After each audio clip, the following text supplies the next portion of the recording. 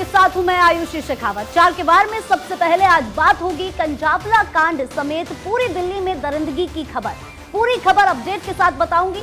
अगली खबर बताएंगी मेरी सहयोगी महिमा सिंह कंवर। तो देखिए 4 के वार में मैं आपको बताऊंगी खबर हल्द्वानी से। वहां पर अतिक्रमण हटाने के विरोध में सड़क पर हजारों लोगों का हुजूम उमड़ आया। पूरी खबर आपको विस्तार से बताऊंगी, लेकिन अगली खबर बताएगी मेरी सहयोगी पूजा।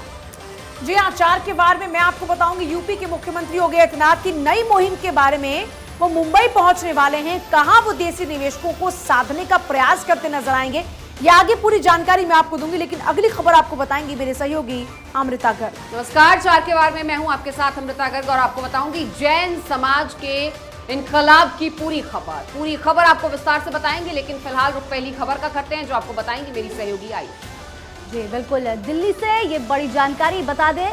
कंजावला मामले में अपडेट। अंजलि के मामा का निधि पर बड़ा आरोप। निधि के बयान पर उठाए हैं सवाल। अंजलि की मौत में निधि का हाथ लगता है। निधि ने अंजलि को होटल में बुलाया था, ये बयान सामने आया है अंजलि के मामा प्रेम के द्वारा। ये कहा गया है बड़ा आरोप यहाँ पर निधि पर लगाया जा रहा है। अंजलि के मामा के द्वारा कहा गया है कि पोस्टमार्टम रिपोर्ट जो सामने आई है उसमें ये साफ हो जाता है कि अंजलि ने शराब नहीं पी थी, जबकि निधि ने सबके सामने ये बयान दिया था कि वो नशे में धुत थी। इससे साफ हो जाता है कि दाल में कुछ काला है। साथ ही अगर हम बात करें सीसीटीवी के उन फुटेज की जिसमें ओयो के बाहर बहस होती हुई नजर आई है निधि और अंजलि के बीच में। निधि ने कहा था कि अंजलि जब स्कूटी चलाना चाहती थी, लेकिन मेरा ये कहना था कि क्योंकि तुम शराब में धुत हो तो मुझे स्कूटी चलाने दो। लेकिन ऐसे में अब ये जो मामला है वो पेचीदा होता हुआ नजर आ रहा है। क्या बोलते हैं फुटेज में वो लड़की साथ में थी। 2 बजे की फुटेज में वो लड़की साथ में नहीं थी। ये सारा प्लान उस निधि का है। पुलिस प्रशासन उससे सख्ताई से पूछे क्या कर रही है, क्यों कर रही है। ठीक है, कुछ ना कुछ मामला गड़बड़ है निधि की तरफ से। गड़बड़ है निधि की तरफ से, पूरा ही गड़बड़ है। क्या है कि जिस होटल में गई थी उस होटल में उसने खुद लड़की को बुलाया था। कि उसने बुलाया, उसने जबरदस्ती करवाने की हमारी भांजी के साथ कोशिश करवाई है, वो एक्सेप्ट नहीं हुई। वो लड़की जानबूझ को उसको पकड़ के ले जाने की कोशिश करी है, जो फुटेज में आ रहा है। तो देखिए अंजलि के मामा द्वारा साफ तौर पर निधि को दोषी ठहराया जा रहा है। अंजलि के मामा का ये बयान सामने आया है कि निधि ने अंजलि को होटल में बुलाया, उन लड़कों को होटल में बुलाया और हमारी भांजी के साथ जबरदस्ती करने की कोशिश उस होटल में की गई है। साथ ही साथ पोस्टमार्टम रिपोर्ट जो सामने आई है उसको ध्यान में रखते हुए उन्होंने निधि पर यह आरोप लगाया है कि निधि का इस पूरे कांड में हाथ है।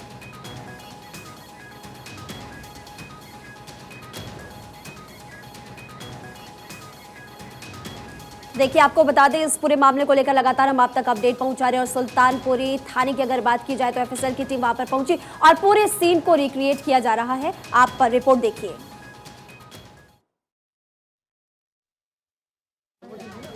हम सुल्तानपुरी थाने के अंदर हैं जहां एफएसएल की टीम इस वक्त उस गाड़ी का इंस्पेक्शन कर रही है। आप देख सकते हैं तमाम एफएसएल के अधिकारी, जिसके साथ दिल्ली पुलिस के डीसीपी आउटर हरिंदर कुमार सिंह, तमाम अधिकारी आप देख रहे हैं इंस्पेक्शन कर रहे हैं और जानने की कोशिश कर रहे हैं कि कैसे इस पूरी वारदात में वो लड़की उस एक्सल में फंस गई, जिसके बाद वो लगातार 13 किलोमीटर तक घसीटती चली गई। आप देख सकते हैं एफएसएल के अधिकारी गाड़ी का इंस्पेक्शन कर रहे हैं। यही वो बलेनो कार है जिसके फंसने के बाद 13 किलोमीटर तक वो लड़की रगड़ती चली गई, जिसके दौरान उसकी मौत हो गई। आप देख रहे हैं सामने एफएसएल के अधिकारी और उसके साथ दिल्ली पुलिस के तमाम अधिकारी, वरिष्ठ अधिकारी, इसमें डीसीपी आउटर हरिंद्र कुमार सिंह तमाम चीज़ें इंस्पेक्शन कर रहे हैं इस गाड़ी का और जानने की कोशिश कर रहे हैं, जो देखने की कोशिश कर रहे हैं कि कैसे एक लड़की उस टायर के नीचे फंसी और लगातार 13 किलोमीटर तक रगड़ती चली गई, जिसके रगड़ने के दौरान उसकी मौत हो गई।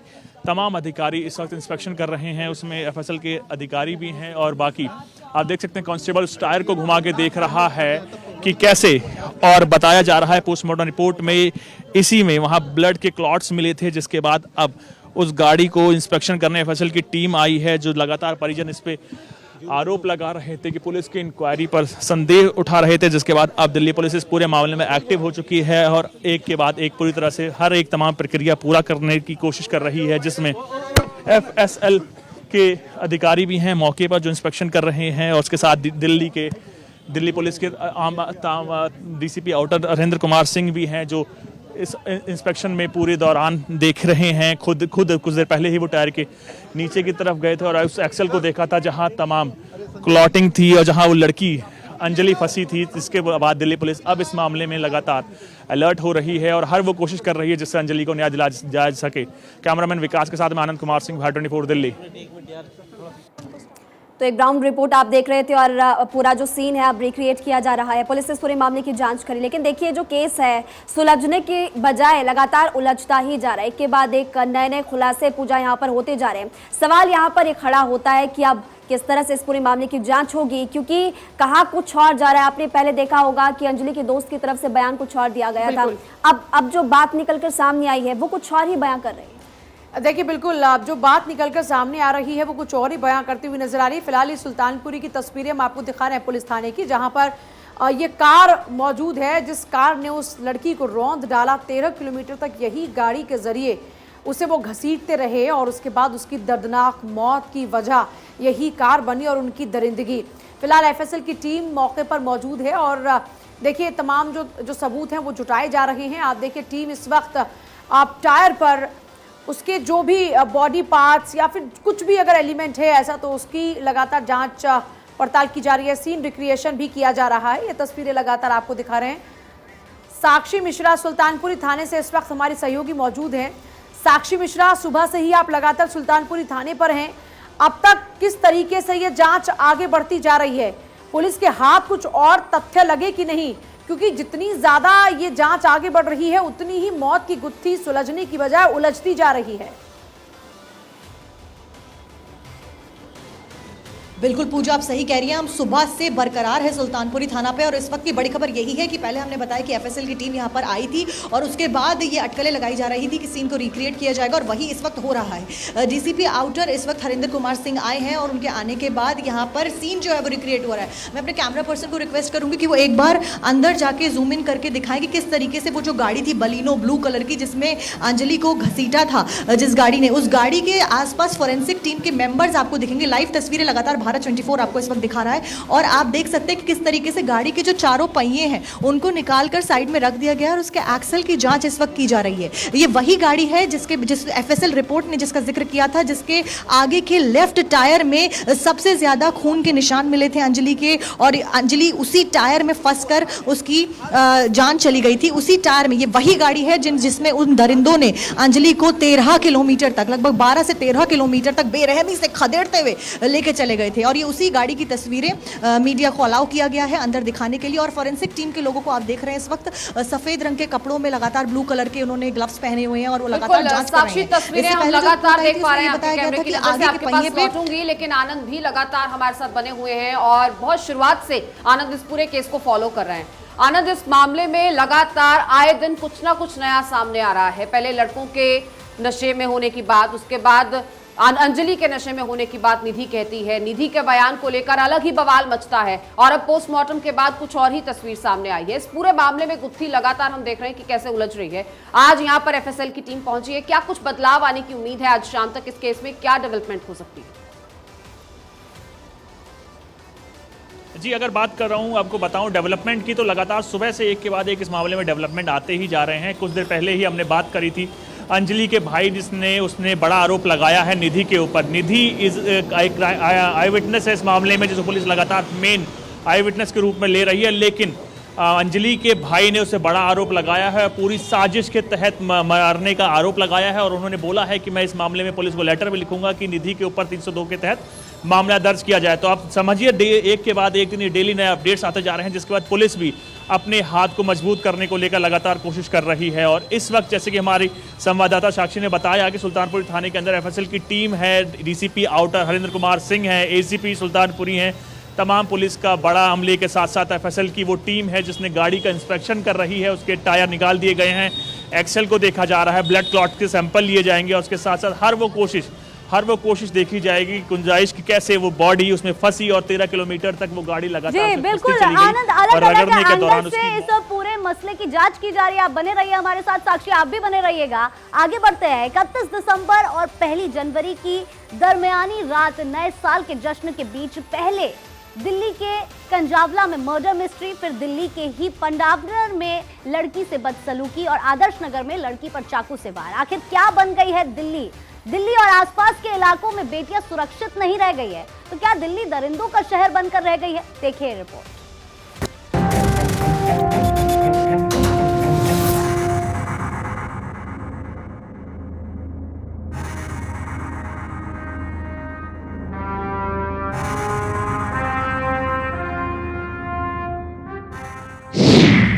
दिल्ली में दरिंदगी, कहीं घसीटी गई बेटी तो कहीं चाकू से वार, कहीं तेजाब हमले की धमकी, 72 घंटे में 3 वारदात। बेटियां जरा संभल के। दिल्ली की बेटियों को यह हिदायत क्यों? पहले देखिए एक साथ ये 3 तस्वीरें। ये तस्वीरें दिल्ली को शर्मसार करने के लिए काफी हैं, तो पुलिस प्रशासन को बड़ी चुनौती भी देती हैं। दिल्ली में बेटियां बिल्कुल ही सुरक्षित नहीं, इसकी तस्दीक ये तस्वीरें करती हैं। पिछले 72 घंटों में कंझावला से लेकर पांडव नगर और आदर्श नगर में 3 बेटियों के साथ ऐसी वारदातें घटी कि दिल्ली सहम गई।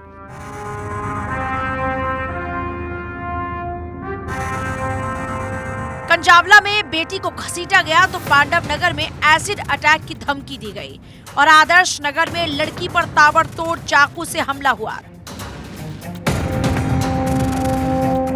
नए साल के मौके पर जश्न को लेकर पुलिस की तरफ से दिल्ली की सड़कों पर खास सुरक्षा व्यवस्था किए जाने का दावा किया गया, लेकिन सुरक्षा की सारी व्यवस्था धरी की धरी रह गई और 72 घंटे में 3 वारदात हो गई। 31 दिसंबर और 1 जनवरी की दरमियानी रात कंझावला रोड पर एक युवती के साथ हुई दरिंदगी ने सबको हिला कर रख दिया। ऐसे में अब उस दिन पूर्वी दिल्ली के पांडव नगर में दिन दहाड़े एक और बड़ा हादसा होते होते रह गया। पूर्वी दिल्ली के पांडव नगर इलाके में नए साल के जश्न मनाने से मना करने के चलते एक लड़की के साथ एक घटना हुई। बताया जा रहा है कि युवक ने पीड़िता को जबरन जश्न में शामिल होने के लिए कहा। जब उसने चलने से इनकार किया तो युवक ने युवती से पहले तो बदसलूकी की और फिर तेजाब फेंकने की धमकी दे दी।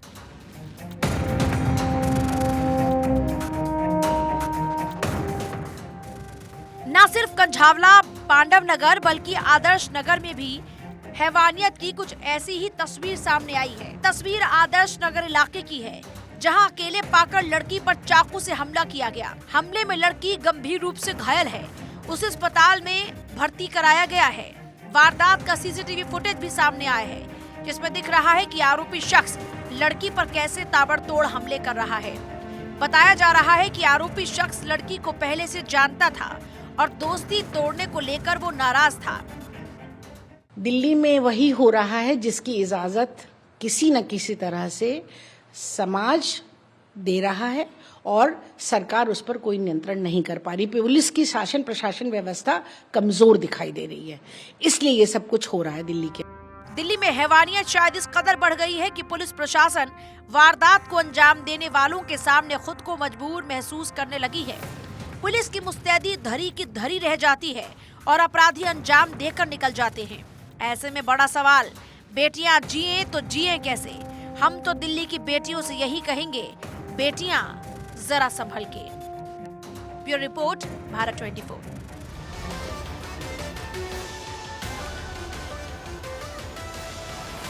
देखिए 72 घंटे और 3 वारदात, दिल्ली में सेफ नहीं है बेटियां। एक के बाद एक ऐसी घटनाएं सामने आई जिसने फिर से सोचने पर मजबूर कर दिया कि ये दिल्ली दिल वालों की नहीं, यहाँ पर बेटियां सुरक्षित नहीं।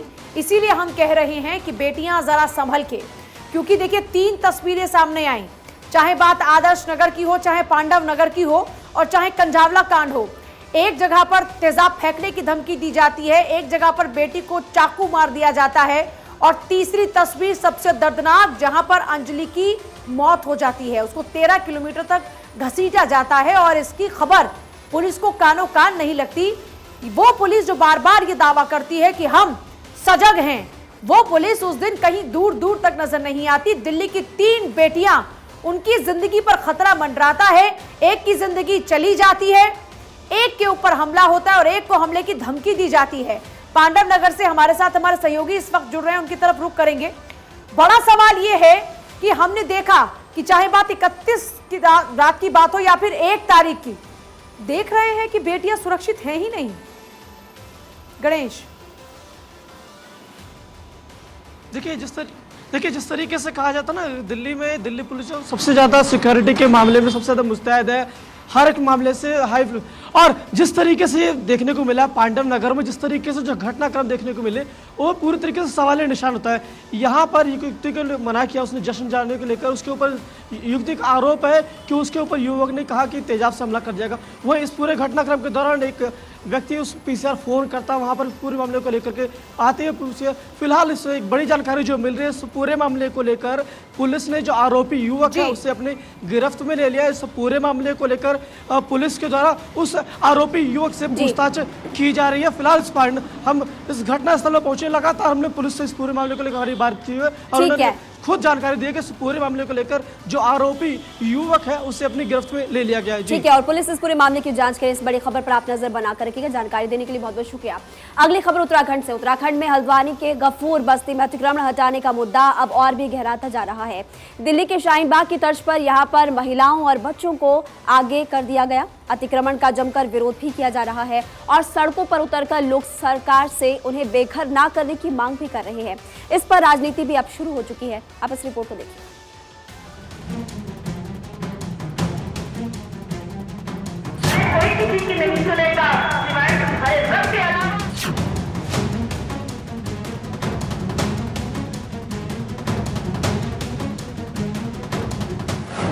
हल्द्वानी में रेलवे की जमीन पर कब्जा हटाने का आदेश, सड़क पर बवाल। अतिक्रमण के खिलाफ चलेगा बुलडोजर। उत्तराखंड के हल्द्वानी में जोरों पर है ठंड और इस ठंड में सड़क पर हैं महिलाएं और बच्चे। ये धरने पर बैठे हैं क्योंकि इनका आशियाना खतरे में पड़ गया।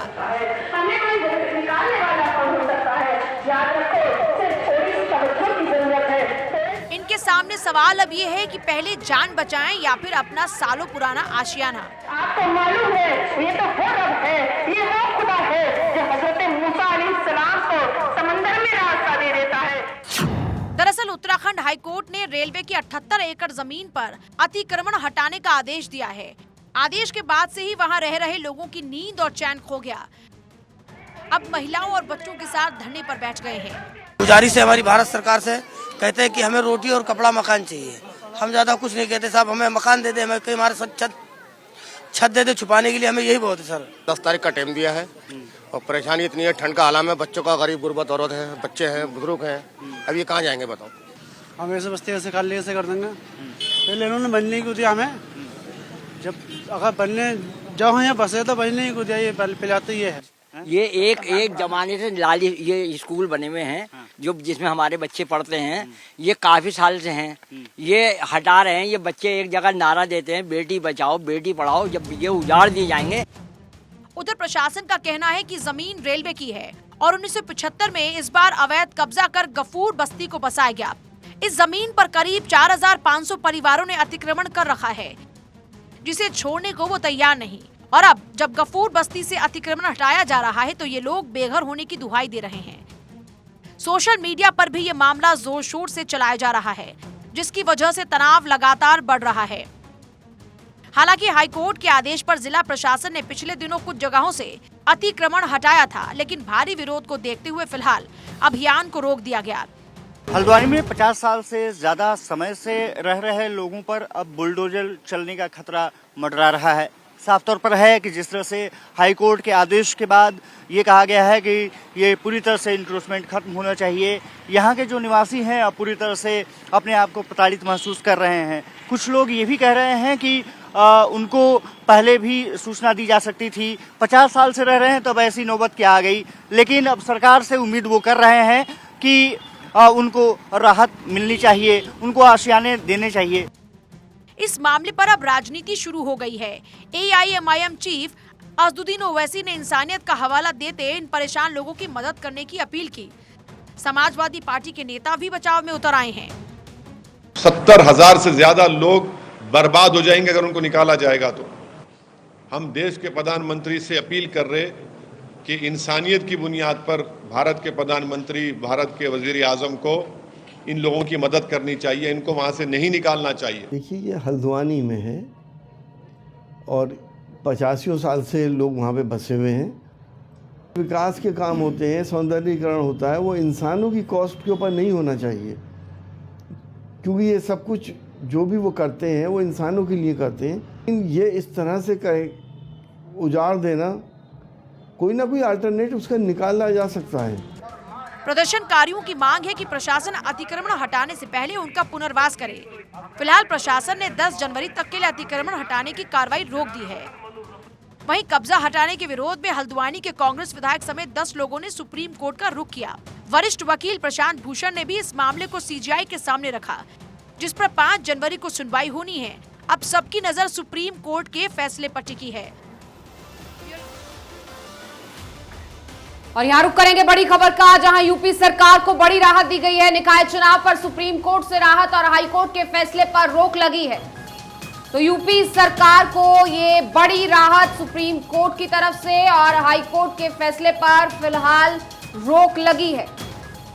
देखिए, बड़ी खबर है, निकाय चुनाव को लेकर भी बड़ा अपडेट है और यूपी की राजनीति में इन्हीं चुनाव को लेकर, आरक्षण को लेकर खूब आपने देखा सियासत चरम पर थी। फिलहाल जानकारी यह है कि सुप्रीम कोर्ट ने संबंधित पक्षों को जारी किया है नोटिस और हाई कोर्ट के फैसले पर लगी है रोक। सुप्रीम कोर्ट ने नोटिस का 3 हफ्ते में जवाब मांगा है। सुमित कुमार हमारे साथ जुड़ रहे हैं। देखिए, यूपी निकाय चुनाव में ओबीसी आरक्षण रद्द करने का मामला, जिस पर हाई कोर्ट ने कहा था कि आप रिजर्वेशन के बगैर चुनाव कराएं, सुप्रीम कोर्ट ने हाई कोर्ट के फैसले पर रोक लगा दी है। जानकारी चाहेंगे आपसे ज्यादा।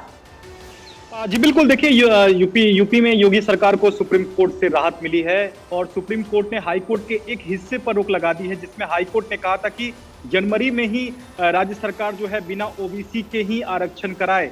उस हिस्से पर सुप्रीम कोर्ट ने रोक लगाते हुए संबंधित पक्ष यानी कि जो हाईकोर्ट में याचिकाकर्ता रहे थे वैभव पांडे और अन्य को सुप्रीम कोर्ट ने नोटिस जारी कर 3 हफ्ते में जवाब मांगा है। तो निश्चित तौर पर एक बड़ी राहत योगी सरकार के लिए है, क्योंकि सुप्रीम कोर्ट में सुनवाई के दौरान सॉलिसिटर जनरल तुषार मेहता उत्तर प्रदेश सरकार की ओर से पेश हुए थे और उन्होंने बताया कि सुप्रीम कोर्ट के गाइडलाइन के मुताबिक हाईकोर्ट के फैसले के बाद उन्होंने आयोग का गठन कर दिया है और आयोग 3 महीने में अपनी फाइंडिंग दे देगा। उसके बाद हम चुनाव कराना चाहते हैं और हाईकोर्ट ने जिस तरह से कहा था कि बिना ओबीसी के आरक्षण कराया जाए और जनवरी महीने में ही कराया जाए, उस हिस्से पर कम से कम रोक लगनी चाहिए। इस दलील को सुप्रीम कोर्ट ने स्वीकार कर लिया है और सीजीआई डीवाई चंद्रचूड़ की अध्यक्षता वाली पीठ ने कहा है कि मार्च तक सरकार जो है वो आयोग की जो रिपोर्ट है उसके मुताबिक जो ट्रिपल टेस्ट का जो जजमेंट है सुप्रीम कोर्ट का, उसके मुताबिक चुनाव कराए। लेकिन जनवरी में चुनाव कराने का जो हाईकोर्ट का आदेश था उस हिस्से पर हम रोक लगाते हैं। तो निश्चित तौर पर जिस मांग के साथ उत्तर चलिए ठीक है, बहुत शुक्रिया सुमित। ये वाकई बहुत बड़ी राहत इस वक्त है योगी सरकार के लिए, क्योंकि हाईकोर्ट के फैसले पर रोक लगी है उस हिस्से पर जिसमें कहा गया था कि अब बगैर रिजर्वेशन के ही जनवरी में ये चुनाव संपन्न कराएं। ये राहत भरी खबर।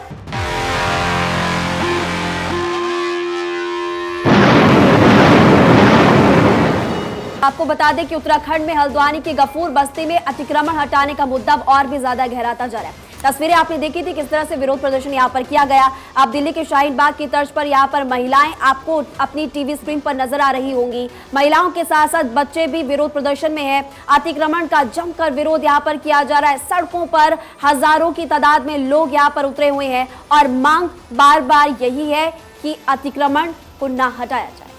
देखिए, बिल्कुल ये हल्द्वानी की तस्वीर आप देख रहे हैं। यहाँ पहले कब्जा और अब विरोध प्रदर्शन। आपको शाहीन बाग वाला पूरा एपिसोड याद होगा, किस तरीके से वहां पर भी महिलाएं और बच्चे धरने पर बैठ गई थी और उसके बाद लंबे वक्त तक वो धरना चलता रहा। उत्तराखंड के हल्द्वानी में भी अब कुछ ऐसी ही तस्वीर सामने आ रही है, जहां पर एक तरफ जहां कोर्ट का फैसला, वहां दूसरी तरफ लोगों की अपनी मांग है। उनका कहना है कि वो सालों से यहाँ पर बसे हुए हैं और अब वो चाहते हैं कि उनके घरों को ना तोड़ा जाए। इसी को लेकर वो लोग धरने पर बैठे हुए हैं। अब बड़ा सवाल ये है कि इसे लेकर राजनीति शुरू हो चुकी है। राजनीति के कारण ही आज हम शाहीन बाग पार्ट 2 देख रहे हैं, लेकिन उससे भी बड़ा सवाल ये है कि राजनीति की भेंट अगर फिर से ये मुद्दा इस बार चढ़ता है तो इसका अंजाम क्या होगा। अमृता, बिल्कुल जाहिर तौर पर तस्वीरें हम देख रहे हैं और तस्वीरें दर्शक भी लगातार देख रहे हैं और किस तरह से अतिक्रमण हुआ, उस पर बुलडोजर चलने की कार्रवाई और अब हल्द्वानी में ये तस्वीर हम देख रहे हैं जहां कब्जा पहले किया गया, और अब उस कब्जे को लेकर जब फैसला आया है तो शाहीन बाग जैसा ये नज़ारा है, ये तस्वीर है और ये मंजर पूरा देश देख रहा है। और किस तरह से ये विरोध प्रदर्शन और तस्वीर वही, लेकिन अंजाम क्या होगा ये आने वाला वक्त बताएगा। बहरहाल सालों से क्यों इस पर संज्ञान नहीं लिया गया ये भी सवाल है और इन लोगों के जहन में भी ये सवाल है जिनको अब ये डर है कि इनको बेघर कर दिया जाएगा, ये सड़क पर आ जाएंगे। आखिर इस तरह की कार्रवाई अब अचानक की गई, ये तमाम सवाल इन तमाम लोगों के जहन में है जो इस वक्त प्रदर्शन किए हुए यहाँ पर बैठे हैं और तस्वीरें भी लगातार पूरा देश देख रहा है। आखिर इसकी क्या होगी कोई नहीं जानता, लेकिन फिलहाल जो माहौल है उत्तराखंड के हल्द्वानी में, ये माहौल तनावपूर्ण है, ये माहौल संजीदा है। आने वाले समय में इसका क्या अंजाम होगा, फिलहाल यहाँ पर ये बैठी औरतें दुआएं करती नजर आ रही हैं कि इनके सर से छत ना छीने, लेकिन दूसरी तरफ जो अवैध कब्जे हैं उसे लेकर कार्रवाई भी ज़रूरी है। अब क्या कोई बीच का रास्ता निकाला जाएगा या फिर आने वाले समय में बुलडोजर चलेगा, ये देखना रहेगा। देखिए, कोर्ट का फैसला तो यही है कि यहाँ पर इस बस्ती से लोगों को बाहर निकालकर यहाँ बस्ती को खाली कराया जाए। अक्षय राय हमारे साथ जुड़ रहे हैं, हमारे सहयोगी। अक्षय राय लगातार वहीं पर हैं और लोगों के बीच में हैं। अक्षय, से पहले भी जब आप लोगों से बातचीत कर रहे थे तो लोगों ने कहा कि वो 1975 से यहाँ पर रह रहे हैं और उससे भी पुरानी है ये बस्ती, अब हमें बेघर ना किया जाए।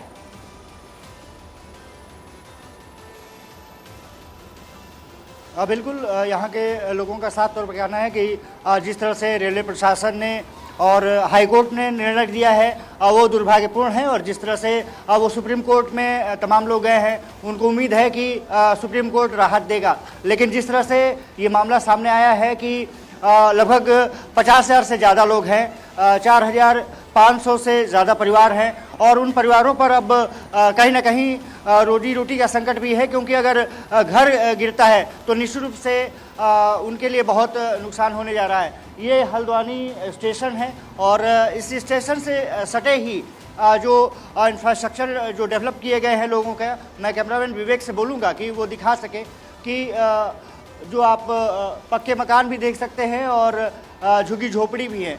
ये अगर देखा जाए तो लगभग 3 से 4 किलोमीटर के बीच में पूरा इलाका फैला हुआ है और साफ तौर पर है कि वर्षों से लोग यहाँ पर रह रहे हैं। हरीश रावत से आपने बात की तो आपने देखा कि किस तरह से वो कह रहे थे कि यहाँ पर रजिस्ट्री भी हुई है और अगर रजिस्ट्री हुई है तो लेकिन अक्षय, अब मसला ये है कि ये लोग अब जाएंगे कहाँ? अगर बेघर होते हैं तो इनके लिए कोई व्यवस्था है और क्या ये लोग उससे संतुष्ट नजर आते हैं? क्योंकि घर से छत छिन जाने का खौफ ही इन लोगों को यहाँ पर इकट्ठा किए हुए है।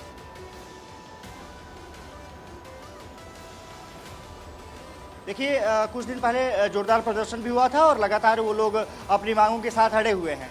साफ तौर पर कहना है कि वर्षों से वो यहाँ पर रह रहे हैं, उनकी पीढ़ियाँ यहाँ पर रही हैं और ये माना जाता है कि अगर तमाम लोग इतने वर्षों से रह रहे हैं तो उनके सामने कहीं ना कहीं अगर ये टूटता है तो ज़रूर रहने में दिक्कत होगी, क्योंकि ठंड का मौसम है, बच्चे हैं, बुज़ुर्ग हैं और महिलाएं हैं। लगातार वो कह रही हैं कि अगर ऐसा कुछ तोड़ा जाता है या कुछ यहाँ विस्थापित यहाँ से किया जाता है तो उनको कहीं ना कहीं जगह दी जानी चाहिए। सरकार से वो लगातार ये मांग कर रहे हैं कि उनको जाने में कुछ लोगों को परेशानी नहीं है, खास करके झुग्गी झोपड़ी वाले जो लोग हैं, लेकिन उनका ही एक मांग जरूर है कि उनको एक जगह दी जाए ताकि वो सुकून से रह सके। बिल्कुल, यही इस वक्त सबसे बड़ी मांग बनी हुई है। अक्षय, बहुत शुक्रिया आपका फिलहाल इस पूरी जानकारी के लिए। लोगों का कहना है कि अगर उनसे उनका आशियाना छिन रहा है तो कम से कम उनके लिए कोई तो इंतजाम किया जाए और वहां पर कई भावुक और मार्मिक अपील भी की जा रही है और आप देख रहे हैं किस तरीके से वहां पर दुआएं पढ़ी जा रही हैं कि किसी भी तरीके से उनके आशियाने बच जाए। लेकिन कोर्ट का फैसला यह है कि यह जमीन रेलवे की है। चलिए आगे बढ़ते हैं। फरवरी में होने वाले ग्लोबल इन्वेस्टर समिट 2023 को लेकर 16 देशों में हुए रोड शो की सफलता के बाद उत्तर प्रदेश के मुखिया योगी आदित्यनाथ देसी निवेशकों को भी साधने के लिए मुंबई पहुंच चुके हैं। सीएम योगी आदित्यनाथ बड़े उद्योगपतियों को यूपी में निवेश करने का न्योता देंगे। ग्लोबल इन्वेस्टर समिट 2023 से पहले घरेलू निवेशकों के साथ बातचीत 8 शहरों में होगी। ये रिपोर्ट देखिए।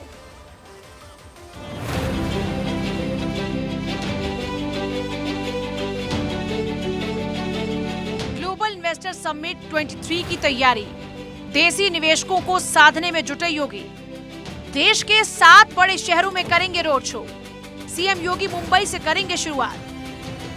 लखनऊ में 10 से 12 फरवरी तक होने वाले ग्लोबल इन्वेस्टर समिट 2023 से पहले सीएम योगी देसी निवेशकों को साधने में जुट गए हैं। समिट के लिए 16 देशों में वैश्विक रोड शो की सफलता के बाद सीएम योगी अब घरेलू निवेशकों के साथ मुंबई समेत 7 बड़े शहरों में रोड शो करने वाले हैं और इसकी तैयारी भी हो चुकी है। 5 जनवरी से 27 जनवरी तक देश के 7 बड़े शहरों में होने जा रहे इन रोड शो की शुरुआत मुंबई से होगी। मुख्यमंत्री योगी 2 दिन 4 और 5 जनवरी को विभिन्न कार्यक्रमों में हिस्सा लेंगे और देसी निवेशकों को साधेंगे। इस दौरान सीएम योगी देश के बड़े उद्योग समूहों के प्रतिनिधियों से मुलाकात कर उन्हें यूपी में निवेश का न्योता देंगे। सीएम योगी महाराष्ट्र में रह रहे उत्तर प्रदेश के प्रवासियों से मुलाकात करेंगे और नए यूपी के बारे में बात करेंगे। सीएम योगी की फिल्म जगत के कलाकारों और फिल्म निर्माताओं से भी मुलाकात होगी। इस दौरान योगी उनसे उत्तर प्रदेश में बन रही फिल्म सिटी की संभावनाओं को लेकर भी चर्चा करेंगे। इसके अलावा मुख्यमंत्री उन्हें ग्लोबल इन्वेस्टर समिट के बारे में जानकारी देंगे। सीएम योगी उन्हें ये भी बताएंगे कि किस तरह से यूपी देश में वैश्विक निवेश का एक बेहतर डेस्टिनेशन बनकर उभरा है और दुनिया भर के निवेशक यूपी में निवेश के इच्छुक हैं। 5 जनवरी की सुबह सीएम योगी बैंकर्स और फिनटेक क्षेत्र से जुड़े लोगों से संवाद करेंगे। इसके बाद मुंबई रोड शो में भाग लेंगे। फिर टाटा समूह, रिलायंस इंडस्ट्रीज, महिंद्रा, गोदरेज, आदित्य बिरला समूह समेत कई बड़े औद्योगिक समूहों, कंपनियों से भी बातचीत करेंगे और यूपी में निवेश के लिए न्योता भी देंगे। सीएम योगी उत्तर प्रदेश को देश के विकास का इंजन बनाने में लगे हैं। उनका मानना है कि यूपी के विकास से ही देश का विकास गति पकड़ेगा। Bureau report, Bharat 24।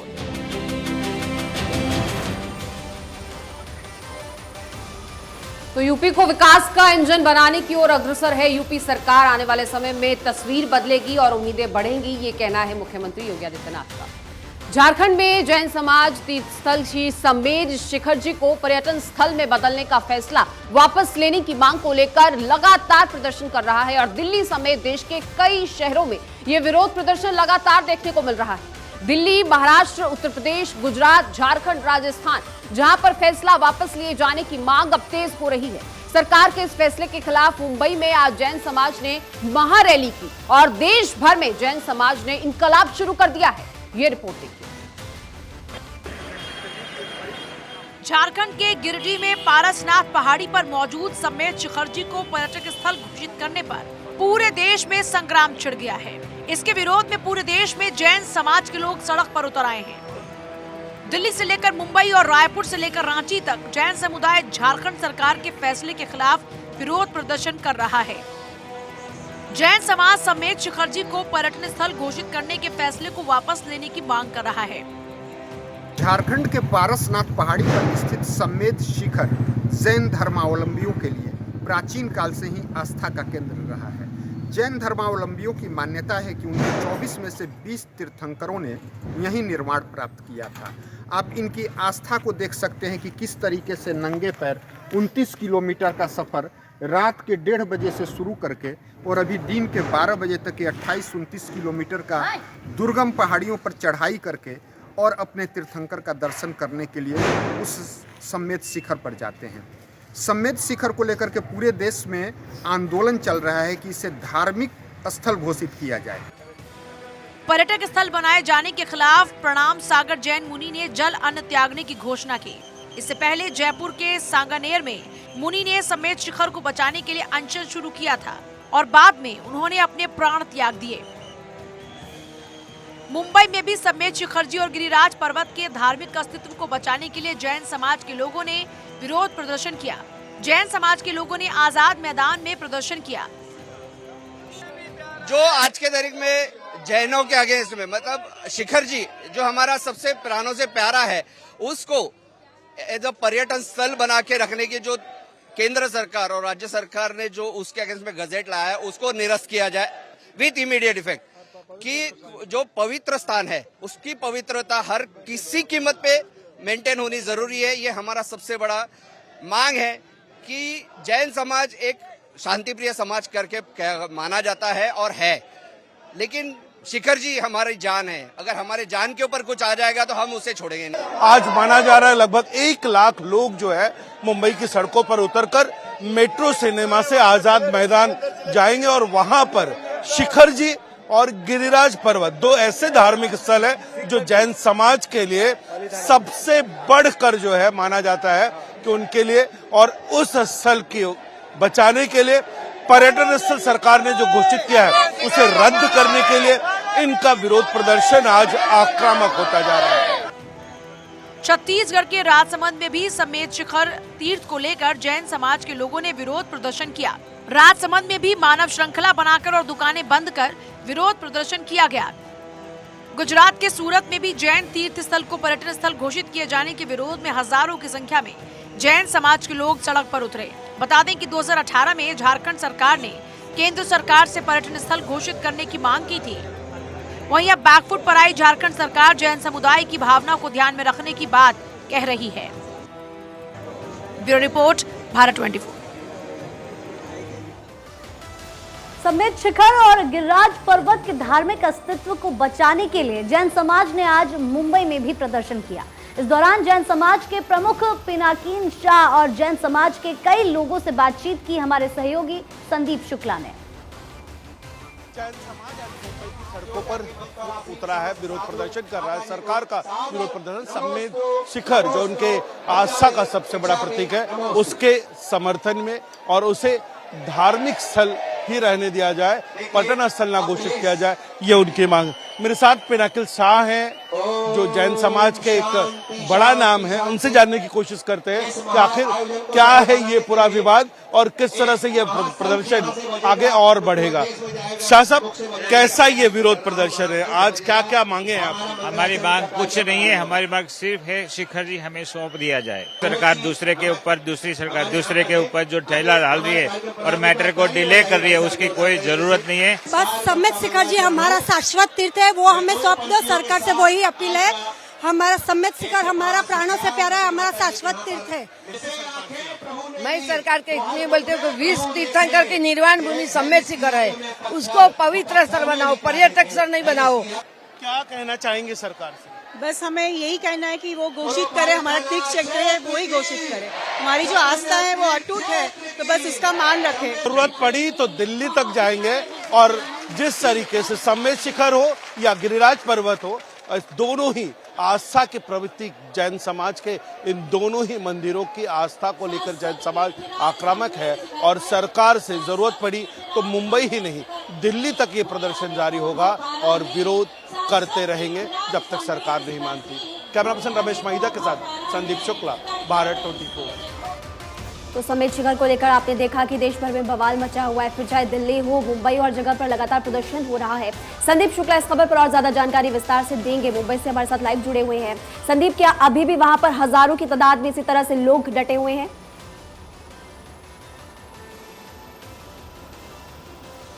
देखिए, सुबह से वहां लोग इकट्ठा हुए थे। लगभग 8 बजे के बाद लोग इकट्ठा होना शुरू हुए थे। लगभग 3 बजे तक उन्होंने प्रदर्शन किया। वहां के जो उनके मुनि थे यानी जो संत थे, उन्होंने मांग रखी कि उन्होंने कहा कि सरकार को 25 तारीख तक का हम अल्टीमेटम देते हैं और तब तक अगर हमारी मांगे नहीं मान ली गई, श्री समेत शिखर और गिरिराज पर्वत उनको जो है वो आस्था का जो हमारा केंद्र है उसे अगर पर्यटन के बजाय जो है आस्था का ही सिंबल रहने दिया जाए, उसे पर्यटन स्थल ना बनाए और अगर ये सरकार नहीं मांगती तो वो अन्न जल त्यागने को लेकर वो तैयारी करने की पूरी तैयारी कर चुके हैं। तो ऐसे में सरकार के लिए अब ये निश्चित करना बहुत ज़रूरी हो गया है कि उनका जो श्री समेत शिखर है या फिर गिरिराज पर्वत है उसको वो आस्था का उनका जो सबसे बड़ा क्या सरकार के रूप में अभी तक कहीं भी नरमी देखने को मिल रही है? संदीप, जल्दी से। बिल्कुल, देखिए, सरकार ने 15 तारीख तक एक समय मांगा था कि 15 तारीख के बाद जो है स्थिति वो जो कार्रवाई है वो कर लेंगे और उसे जो पर्यटन स्थल का जो दर्जा है उसे हटाकर उसे धार्मिक स्थल ही रहने दिया जाएगा। इस तरह की मांग, इस तरह की बात बिल्कुल। सरकार की ओर संदीप, से आई बहुत थी। शुक्रिया आपका इस जानकारी के लिए। लौटेंगे आपके पास और तमाम अपडेट्स के लिए। तो खबरें और भी बहुत हैं, आप बने रहिए भारत 24 के साथ।